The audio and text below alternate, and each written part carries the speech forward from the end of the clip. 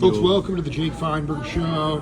Here up in Phoenix, about to see some soul brothers play music and get a chance to talk to a cat who never ceases to amaze me on the bandstand. Colin McIIrath, welcome to the Jake Feinberg Show. Hello, thanks for having me. Can you just talk about, it kind of crystallized for me that I'm obsessed with sound more than anything else. I love the people, I love the groove, but it's the sound.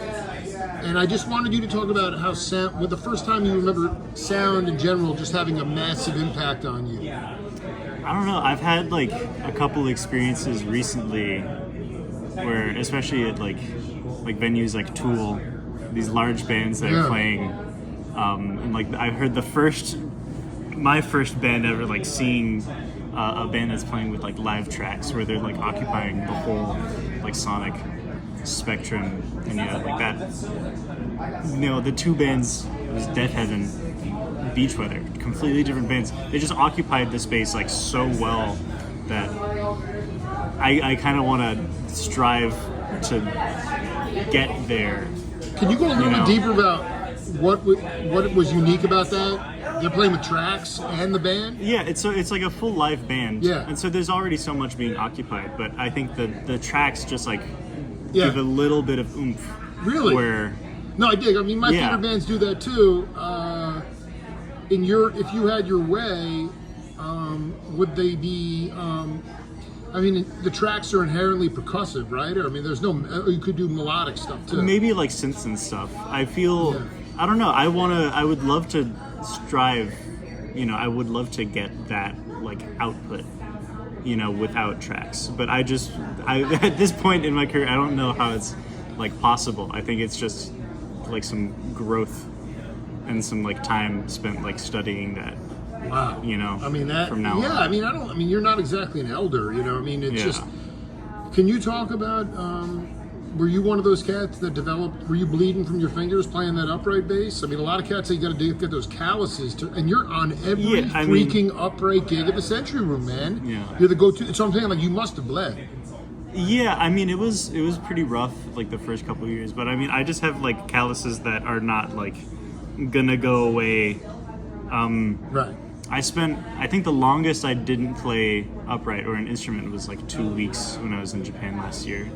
We played a single jam session, Kenji and I, and I was just completely out of it. My fingers were blistering afterwards. Oh, this is amazing. You and Kenji played a duo in Japan? Yeah, well, we sat and it was like fine. It was okay. It was fun. That is so ridiculous, dude. I hope there's content out there about that. I will. You were blistered up. I mean, the point is that, like, I'd love you to talk to younger cats about, like, Colin McIIrath, what is your concept of practice? And what I mean by that is, like, I mean, I'm going to mention, two, like, Jim Hall and Sonny Rollins. You can't get any bigger than that. Yeah. But, like, Sonny was practicing on the bridge when he made the bridge. Like, when that, Jim Hall, I mean, these guys are playing beyond what they know when they practice. I mean, once the rudiments are in, what does McIIrath, what does a practice look like for you?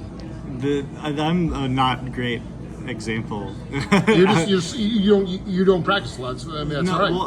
Well, you play live so much you don't need to. With people. Yeah, that's what I'm saying. So you play live so much you don't really need to share. Yeah, and that's where most of my development came from. I was in Tucson Jazz Institute where we were having a Sunday rehearsal, a Tuesday rehearsal.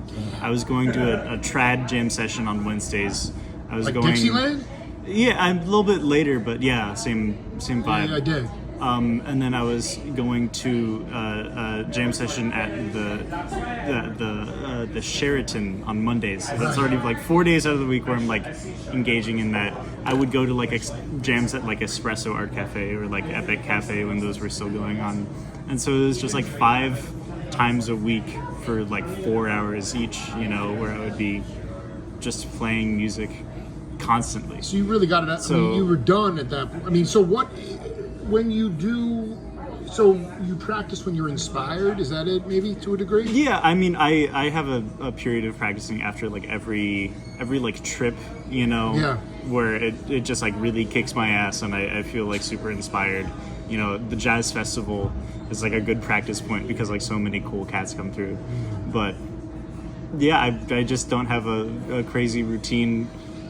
I just play frequently. You got it. I mean, I wanted you to talk just because we live in Tucson.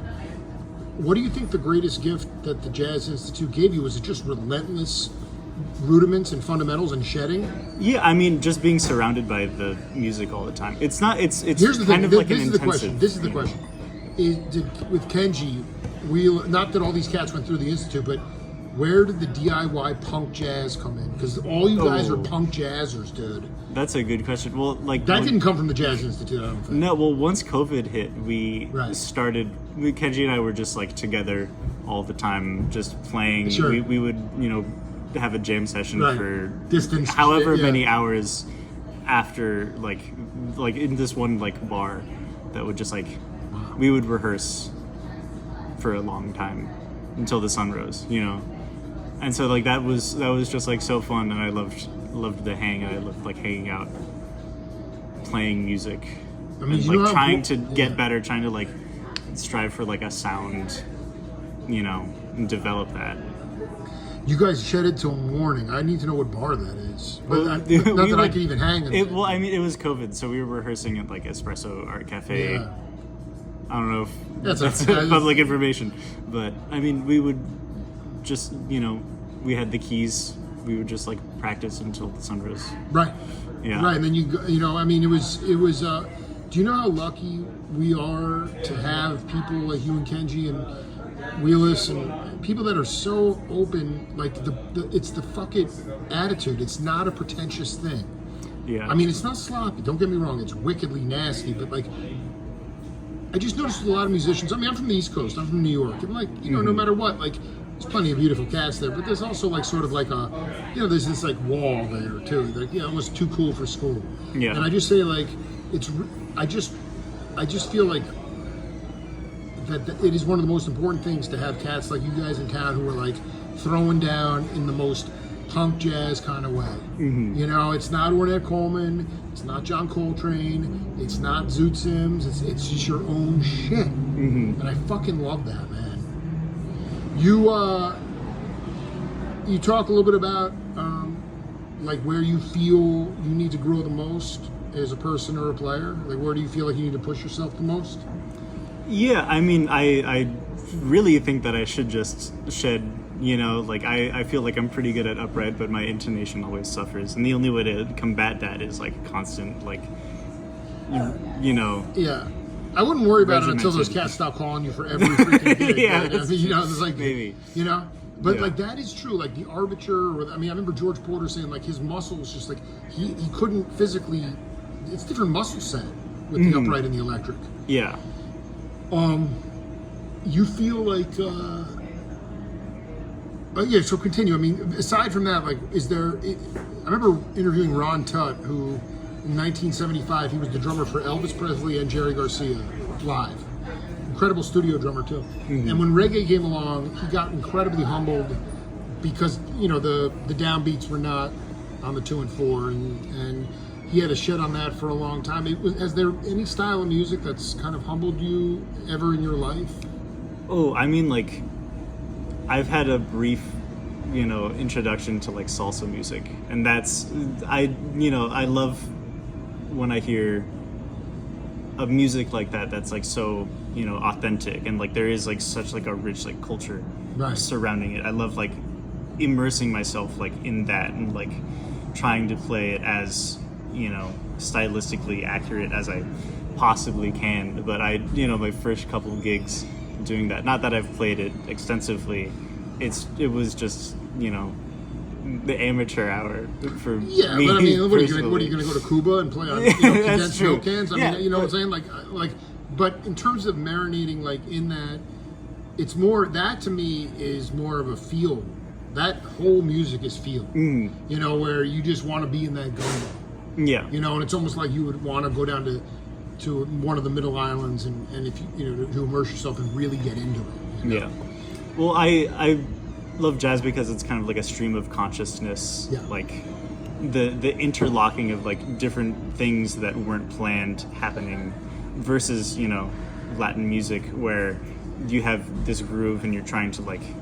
It like humbled me to play less like fills, less stream of consciousness, and more just like try and like really like dig into the groove. I know it's the righteous groove. I mean, I don't know if you've ever heard any of that, like Fania All Stars or Ray Barretto, that kind of stuff. Like that is jazz, like Caribbean kind of like. And you're right. It's not. It's not an.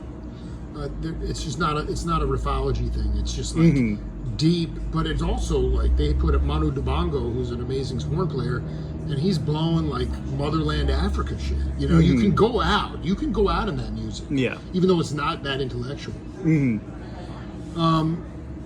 What are you expecting? I mean, you guys going to be able to stretch out tonight? I mean, I need McIIrath stretching out tonight. Oh, I don't know how much stretching out there's going to be. Let me ask you, with Alec, what do you enjoy playing with most about him? Oh, that's really great. I mean, I think he's just a great musician. I like playing to his songs. I love listening to his songs. His recordings are amazing. Yeah. Does he record on analog, or is it? Yeah, so we recorded a couple songs on, I think it's an EP that's coming out. There are 3 singles already, but we recorded at Oracle, Rancho Linda Vista, and that's all analog tape, you know, right. 2-inch tape. So you listen to his tunes. How much does he feel like he? I mean, he brought Sam tonight. Jorge can stretch. You can stretch. Does he feel beholden to playing the song the same way it is on the record? I would say no. Well, I mean, I don't want to make a loaded question. It's just, you know, for me, tonight, I want to go out. Yeah, you know? Tonight is like a little different. Alex chosen to play the nylon string instead, so I think we're gonna be a little less rocky. We had a different expectation of what our role was as the opener than I think. Well, with Jake Feinberg there, you're gonna have to sonically go higher. We're gonna have to sonically go higher. That's cool. Wait, we'll see how it shakes out. I mean, at the end of the day, yeah. like, before I let you go, I mean, I love your folks, and I barely know you. I'm not gonna pretend that we're like super tight friends, you know. But your parents are just like sweet people. They remind me of friends that my parents would have, and I just wonder, you know, in this time, like, what are you most grateful for with them? I mean. It wasn't like your dad was a pro musician. He might have loved music, but I'm just curious about what you're most grateful for your parents. Yeah, I'm really grateful that, you know, they, you know, they birthed you. Yeah, they birthed me. Yeah. But like beginning of my life, they like made me learn piano, and then with that like fundamental, I had, you know, reason and like. I had like the experience of like kind of learning a musical instrument, but I was able to like approach it in a more lax way after getting like the rigorous like fundamental instilled in me. Was there a time where you like were like ready to kind of like drop it because you didn't like then yeah, I mean the point is that when you got into music you already had that foundation. Yeah, exactly. And so they made you stick with that. That's cool. I mean, they're very proud of you, and I mean, it's all about legacy, McIIrath. At this point, it's not about money. That's cool. You want to make sure you have enough to survive and things. But at this point, like, just keep in mind, like, you have many chapters left to write, and legacy is the key, and that just speaks to inspiring people through your conversation. And so. We'll do it again, man. It was an honor to talk. For sure. Yeah, I hope the next chapter can't come soon enough. You know. Oh, absolutely. But again, it's also about, and like this is why I'm here tonight. It's like if you're not in the moment, then you'll miss the magic. I think we're starting. All right, yeah, be cool. Jake Feinberg Show. We'll see you later.